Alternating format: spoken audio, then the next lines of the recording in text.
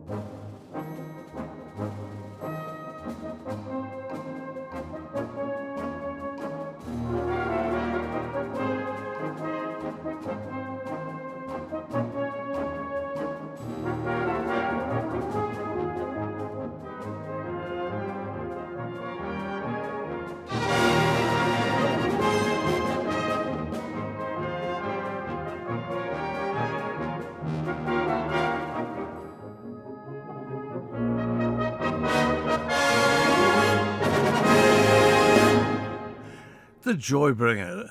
But then, of course, I hope most of these programmes do just that. It's not unusual to have a solo so early in the programme, and solos for baritone are in themselves not plentiful, but I think you'll like this one. The band is the Household Troops Band, and the band was over here on the island and gave a very impressive performance at which I was lucky to be present. But that was quite a few years ago now. Who knows, we may be due for their return. However, here they are for tonight, playing Someone Cares.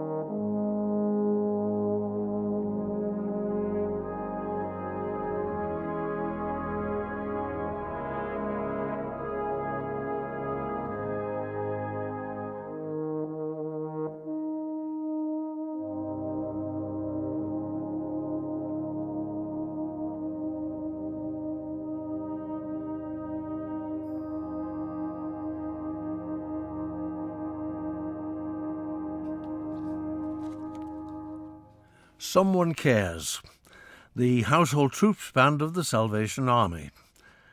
Another solo now, a solo of quite a different stripe. Written well over 200 years ago by Franz Joseph Haydn, his trumpet concerto has lost none of its appeal, and the third and final movement frequently features as a standalone solo. The soloist here is Christopher Deacon, backed by the Enfield Band.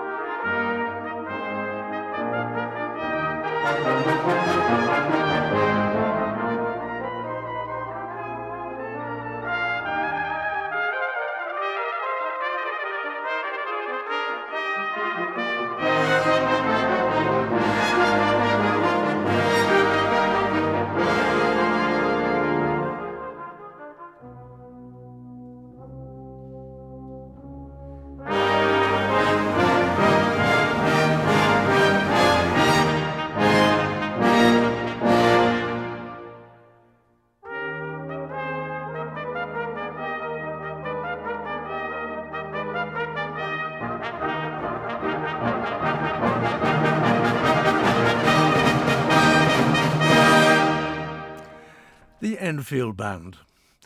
I make no apology, nor is one needed, for my admiration of the music of Eric Ball, one of the true giants of brass band music, both in the Salvation Army repertoire and the wider brass band movement. From all his immense output, for me, and I suspect for many other brass band lovers, one work stands out: Resurgam, I Shall Rise Again, inspired by the death of his sister-in-law Elsa. Unusually, Resurgam was used as the test piece for the 1950 British Open Championship. And as a little side story, when I was banding in Harlow, Eric Ball was the band's president, and so as I was the band secretary, I saw a lot of this remarkable man.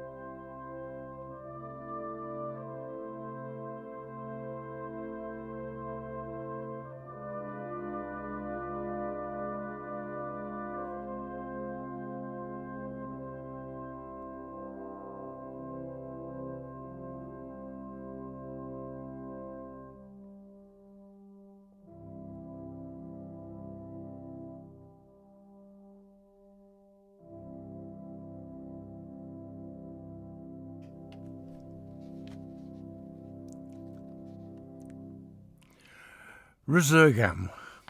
Going back to those banding days in Harlow, our conductor Bramwell Taylor would never allow us to play Resurgam. His respect for a work was so great. And so, onward and upward. The two more shorter tracks, first from the prolific pen of the late Ray Steadman Allen, a trombone feature called Wonders Begin When the Lord Comes In, and then the Enfield Band plays a formerly very popular lollipop by the Czech composer Zdeněk Fijic, Poem.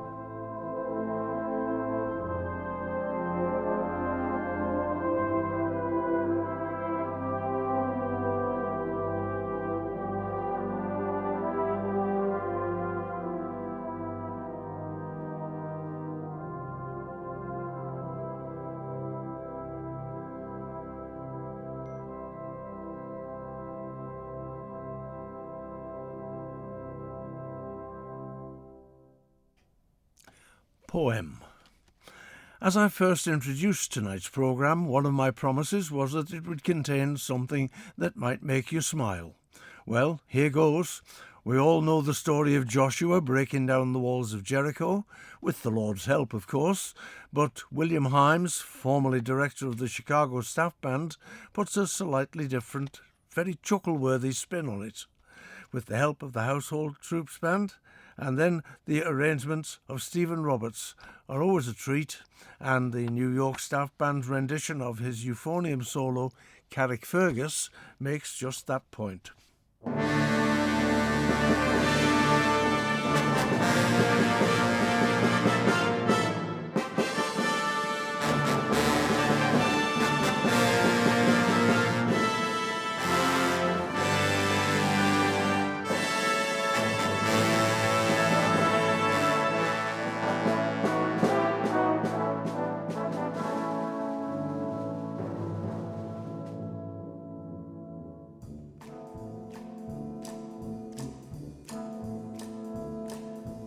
This is the story from a long time ago, how the promise of the Lord came true. When the children of Israel found the promised land complete with milk and honey and a view. To get to this place took quite a little time. Well, it took 40 years to be exact. But a leader like Joshua could get his people there even though a map and compass he lacked.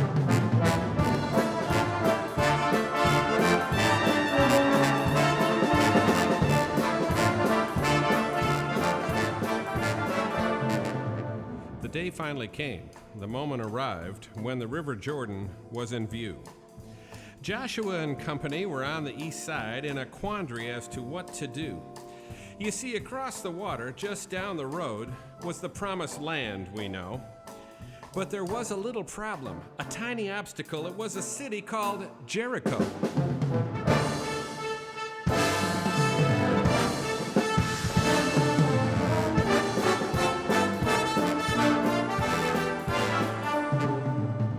Well, I suppose it was more than a little problem. It was really more of a minor hassle. Well, actually, it was a real headache. In fact, the city of Jericho was a major obstacle. Can I be honest? It was a threat to the future of Israel. Why, this fortress was a classic example of a monumental edifice of logistical impregnability. I mean, you want to talk bricks? You want to talk rocks? You want to talk about thick hunks of wood holding this all together? I mean, if you were to look up obstacle in the dictionary, it would say, see Jericho. But they didn't have anything to get through it, you know. It's not like they had a missile or they had a bomb. I mean, maybe if they had that, they might have had a prayer. But, you know, that was then and this is now. And, well, you get the picture. The human odds were not on Israel's side, but they crossed the River Jordan nonetheless. For Joshua knew, and his people did too, if God was with them, they could win with less. So they reached dry land and got organized. But when they saw what they saw, they felt glum. For they discovered when they reached the walls of Jericho, the city was locked up tighter than a drum. Hey! Hey, you! With the sticks! Hey, guys, that was just a figure of speech, a simile, an analogy, you know? Ooh, an analogy. Well, anyway, a plan was devised as to how the attack would be made. For 6 days, they marched around the city walls. With those thousands, it was quite a parade. Oh, no, here we go again! You guys get carried away with your literal stuff. Where was I now? Oh, yes, the seventh day, the day that Jericho would come to an end. The Israelites were assembled with their thousands to fight. It was almost too much to comprehend. Imagine, if you will, the 7 priests in the front with their trumpets ready to blow. Then the Ark of the Covenant and thousands of men just waiting for Josh to say, go!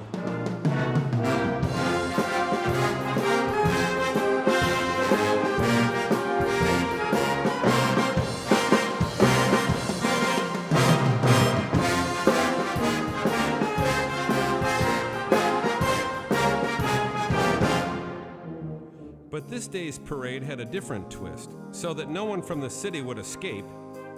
The army had to march around 7 times. Josh hoped by now they'd all be in shape.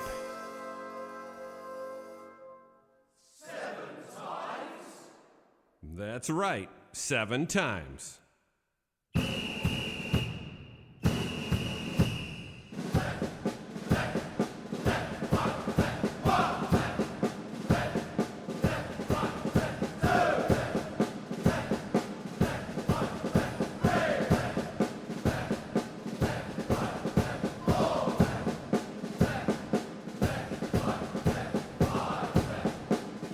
Come on, fellows, you're slowing down.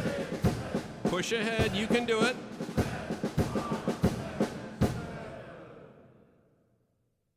As the Israelites came around the 7th time, the fateful moment was finally at hand. Joshua called his thousands to halt and gave the cue to strike up the band.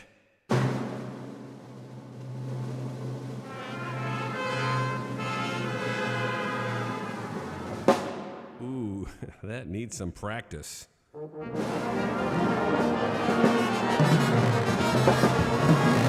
Hey, fellas. Hey, guys, I didn't mean right now. Joshua commanded the trumpets to blow and the people to shout.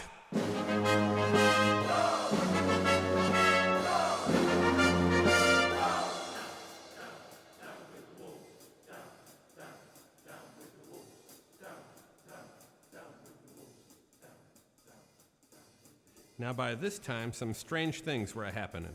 The ground around the city began to shake. The citizens of Jericho were also pretty shook as their walls began to crumble and break. Now, the rumble reached 10 on the Richter scale as those quakes and tremors hit that town. Even Josh was amazed, and his people were dazed when the walls came a-tumbling down.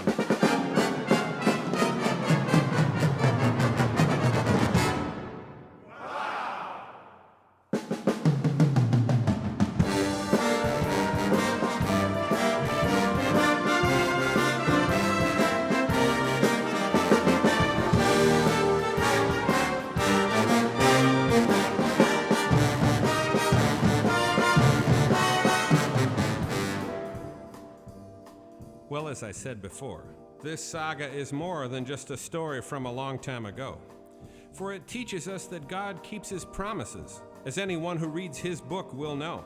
So don't ignore this thought or shove this lesson aside, for to do so, one would be a fool. Just remember, it was God who had power enough to give Jericho some urban renewal.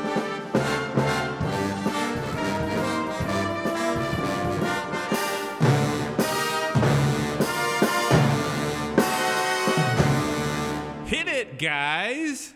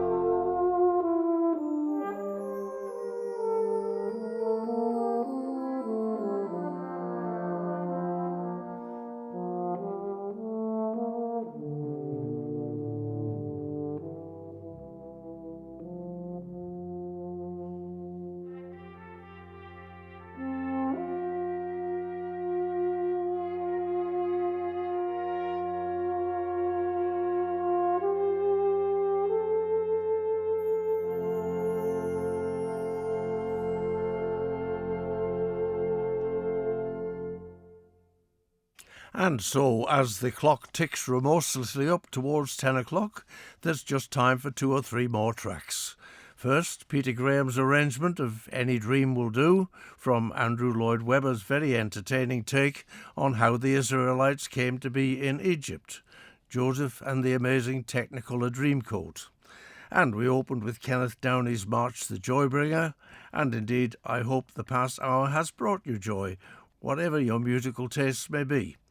So we'll draw towards a close with a favourite hymn tune, arranged by Kenneth Downey, Lord of All Hopefulness.